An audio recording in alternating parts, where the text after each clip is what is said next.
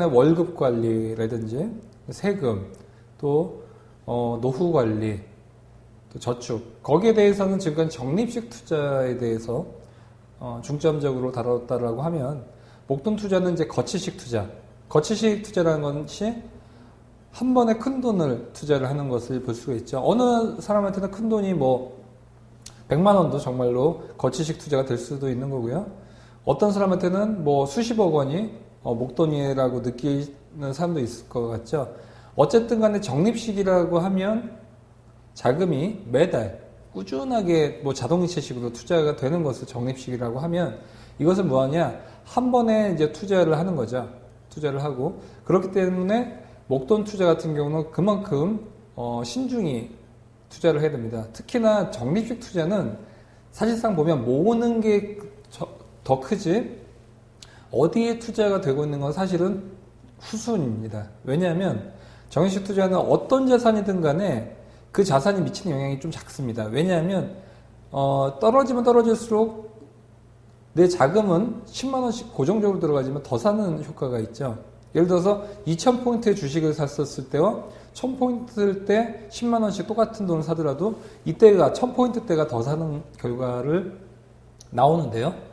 그만큼 적립식 투자와 목돈 투자에서, 목돈 투자는 정말로 투자를 어디에 하고 있는지, 또한 어떻게 투자했는지가 굉장히 중요하고요. 수익률의 편차가 굉장히 크다라고 볼 수가 있습니다. 목돈 투자의 특징과 적립식 투자를 조금 요약을 해보면요. 적립식보다 목돈 투자는 훨씬 더 보수적으로 해야 됩니다.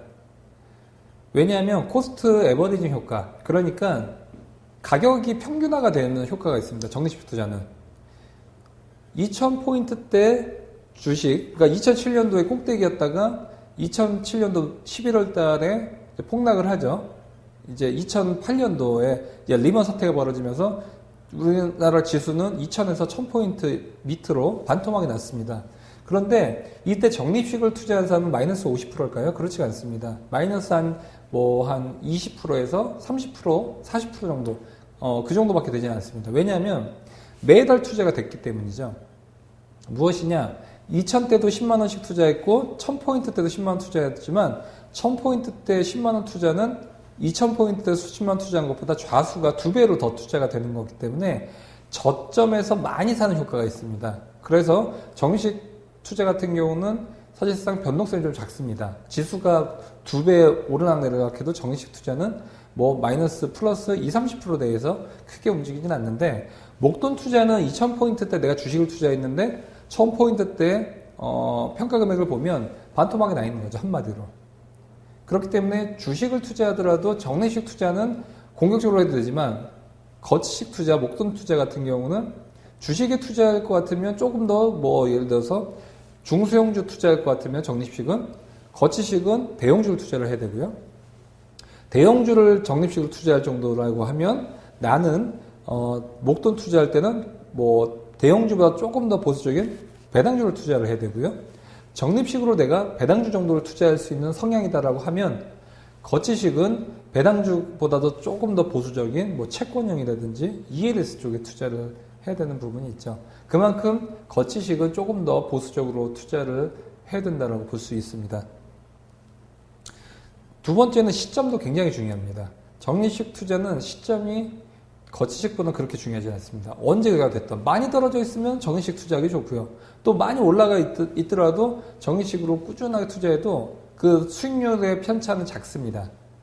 하지만 거치식은 언제 들어갔냐가 너무나도 중요합니다. 왜냐하면 높게 들어가면 무조건 떨어지면 손실이 나고요.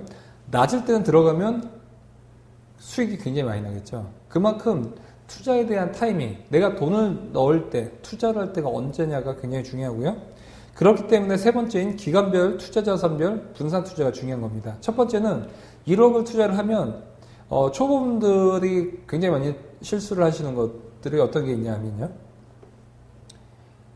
덜컥 1억 원을 내가 주식을 투자했지라고 생각을 하면 좋은 종목이 귀에 들리면 그냥 덜컥 1억 원치를 다 삽니다. 그러면 그게 잘 됐을 때는 좋지만, 그것이 만약 꼭대기라고 하고 상투라고 하죠. 그래서 반토막 나면 마이너스 5천만 원이 나는 거죠. 그렇기 때문에 한 번에 투자를 하는 것이 아니라 뭐 예를 들어서 네이버라는 주식이 있는 거예요. 이게 너무 좋아서 사고 싶은데 어떻게 하냐? 내가 사는 시점이 정확하게 내가 바닥인지 꼭대기인지 알 수가 없다고 하면 2천만 원어치를 먼저 투자를 하는 겁니다. 8천 정도 현금을 갖고 있고요. 빠지면 더 산다는 시점. 쭉 올라가면 본다는 시점. 또 나머지 8천 갖고 다른 종목을 보는 시점.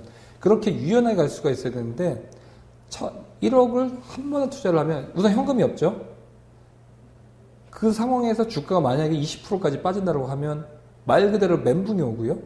그러다 보면 멘붕이 온다는 것은 한마디로 내가 멘탈적으로 굉장히 소위 말하는 전다라고 표현하죠. 정말 멘탈이 무너지면 밤에 잠도 안 오고요. 식욕도 없어지고 한마디로 굉장히 황폐해집니다. 그런 경우는 1억을 투자했는데 마이너스 20%가 나면 8천만 원의 평가가 됐죠. 그때 본인이 제대로 된 판단을 할 수 없고 거기서 20% 더 빠집니다. 그래서 내가 평가금액 6천만 원까지 됐으면 이거라도 건져야지 되고 팔아버렸는데 갑자기 그때부터 급등을 해갖고 훨씬 더 올라가는 경우가 굉장히 많이 봤는데요. 잘못된 판단을 했던 첫 번째 이유가 뭘까요? 한 번에 무리하게 투자를 해서 감당이 안 되는 겁니다. 그 손실폭이. 근데 만약 2천만 원 정도만 투자를 해서 마이너스 40%까지 빠졌다고 해도 2천만 원을 더 넣을 수가 있는 거죠.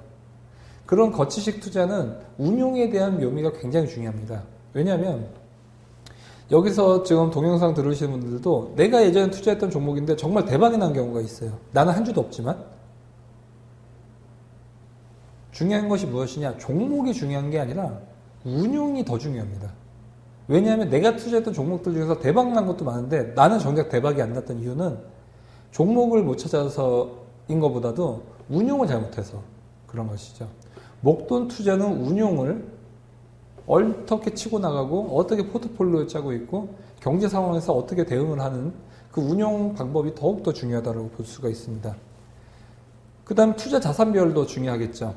주식은 리먼 사태 때를 예를 들게요. 2000에서 1000포인트까지 빠질 때 대부분 100가지의 종목 중에서 99개는 다 빠졌죠.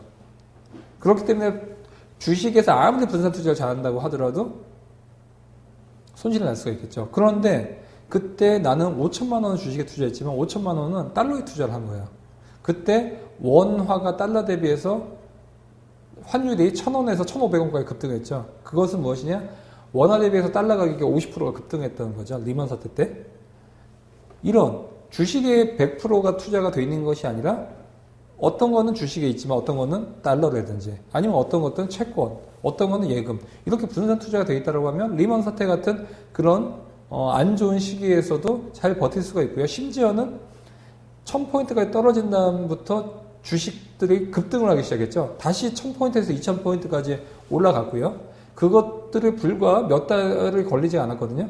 종목별로는 3배에서 5배까지 올라가는 종목들이 수두룩했습니다. 그때 왜냐하면 현대차가 몇만 원에서 몇십만 원까지 엄청나게 올라갔죠. 기아차도 마찬가지고요. 그때가 뭐 예를 들어서 K5 시리즈라든지 아니면 현대차 신형이 나오면서 엄청나게 주가가 올라갔었습니다. 그때 특히 현대차 같은 경우는 아반떼가 중국에서 엄청나게 팔리면서 주가가 올라갔는데 그때 리먼 사태를 잘 버티고 정말로 현대차가 싸 보였을 때가 있는데 정작 내가 주식에만 100% 투자가 돼 있으면 어떻게 됐었을까요? 투자를 하고 싶어도 할 수가 없고 바닥인데도 아까 얘기했죠. 멘탈이 붕괴되는 상황이기 때문에 그때 팔아버리는 우려를 범합니다. 실제로 제 주위에는 2007년도 2000포인트 꼭대기에 중국 펀드에 드는 사람들이 수두룩했습니다. 그리고 미래에셋, 인디펜던스 드는 사람들도 대부분 많았고요. 무엇이냐? 꼭대기 때 엄청 들어가요. 그리고 리먼 사태 근처에서 다 팔아버립니다. 그러고 나서 이런 얘기를 하죠. 나 다시는 주식 투자 안 해.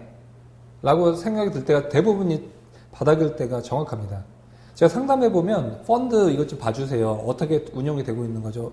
갖고 와보면 가입 날이 이제 전사에 딱 뜨는데요. 열의 9은 2007년도에 다 가입했습니다. 이 동영상 보시는 분들도 깜짝 놀라실 겁니다. 내 얘기인데? 라고 하시는 분들이 많이 있죠. 그만큼 목돈 투자에서는 꼭대기 때 들어갈 가능성이 굉장히 커요. 왜냐하면 2000포인트 때 어떤 일이 있었죠? 미래에셋 증권에서 번호표를 100번까지도 끊는데도 그 펀드를 들고 싶어서 긴 줄을 섰던 장사진을 쳤던 그런 기괴한 장면이 볼 수가 있었어요.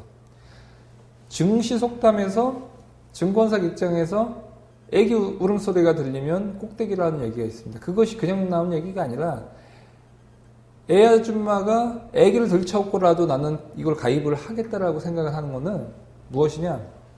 그만큼 주위에서 주식 갖고 돈을 번 사람이 많아서 이제는 애기 엄마까지도 투자를 해야겠다라고 오는 되면 더 이상 들어갈 돈이 없겠죠. 그래서 꼭대기라는 거죠. 반대로 바닥일 때는 언제냐? 전부 비관론자예요.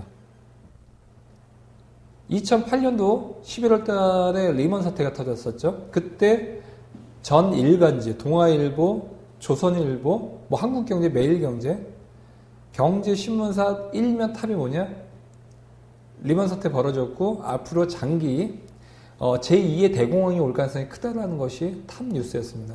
그러고 나서 주가는 정확하게 그날부터 급등을 하기 시작을 했죠. 이것이 무엇이냐? 모두가 또 비관론자로 바뀌었을 때는 그때는 사실은 바닥이다라는 얘기죠. 이 얘기가 왜 중요하냐? 목돈 투자할 때 내가 꼭대기 들어갈 가능성이 굉장히 크고요.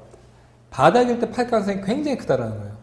왜냐하면 신문에서 내내 주식 안 좋아질 거다라고 1000포인트 이상 이 밑에서 얘기를 하면 아무리 뭐 저 같은 사람도 마찬가지예요. 불안하거든요. 언론기관에서 맨날 위험하다고 떠드는고 또 2000포인트 때는 언론기관에서 축포 뭐 코스피 그 한국거래소 사진 나오죠. 축포 터트리고 2000포인트 돌파 그때 이명박 대통령이 5000포인트 간다고 얘기했죠.